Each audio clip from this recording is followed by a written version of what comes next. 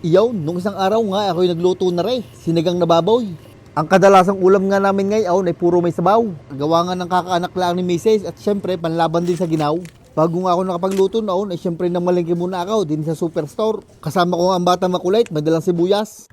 At pagka uwi ko galing Talipapa, nagready na ako ng ating mga pansinigang. Nagayat nga ako diyan ng bawang. Sibuyas na puti, gayang kalaki.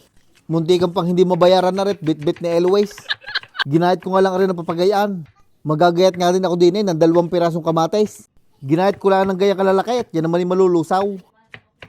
At para naman sa gulay na ating ilalagay sa sinigang, may nakita nga akong kalahating talong kaya sinama ko na. Meron din na rin bok choy, tinanggal ko lang yan may puwitan. Nakadilhin siya nga rin ako na rin okra, sarewang sariwa pa. Bumawas na nga ako ng karne, din sa akin nabiling kasim. Kalahati lang ang ginamit ko, ginahit ko ng gayang kalalaki. At pagkatapos ng gayatan, ating huhugasan ang mga kailangang hugasan. Tulad na rin mga gulay kung minsan ay may putik pa. Huhugasan ko na din ng saglit, aring karne. At nung kumpleto ng ating mga sangkap, nagsalang na ako ng kawali din sa kalan. At nung uminit na ang mantika sa kalan, isinalang ko na rin mga baboy.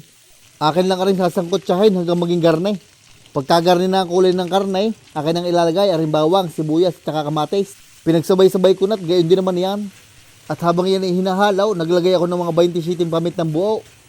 At nung medyo lasog-lasog na ang kamatis, naglagay na ako ng tubig. Tinaktakan ko na din aray ng kaunting patis. Sabay tinakpan ko at ating pakukuluin. Pinalambot ko nga rin ng mga 45 minutos. Bago ko naman nilagyan ng 324 pirasong sinigang mix. Hinalo ko at pinakulo ko lang ng kaunting oras.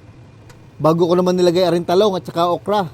Kayo na lang bahala maglagay ng labanos at saka sitaw. Wala tayong nadalhin siya eh. Pinakuloan ko nga lang hanggang maluto ang okra at saka talong. Siguro yung mga 5 hanggang 7 minuto. Naglagay nga din ako ng 1 kutsaritang asukal na pula pambalance. At nung ayos na ang lasa at luto na ang gulay, nilagay ko na rin mga dahon. Saglit na nga lang ari lulutuin, siguro yung mga 5 minuto. O hanggang maluto yung bok choy na yan. At maya maya pa nga, ayan, luto na ng ating sinigang na baboy. Hindi ko na kanilagyan ng silet, baka mahanghangan si Eloise. Ay siya ipaanaw, sumandok na ako din talagang pasal na. Isang order ng sinigang na baboy, may kasama pang sausawan, patis, kalamansi at sile. Ay siya ipaanaw, dating gawi, kain na ho tayo. Ako na muna ang titikim para quality control bago ibigay kay Mrs. Aboy ayaw sa ating sinigang na ayaw, masarap.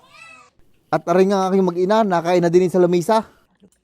Kain-kain din naman si Eloise ng sinigang.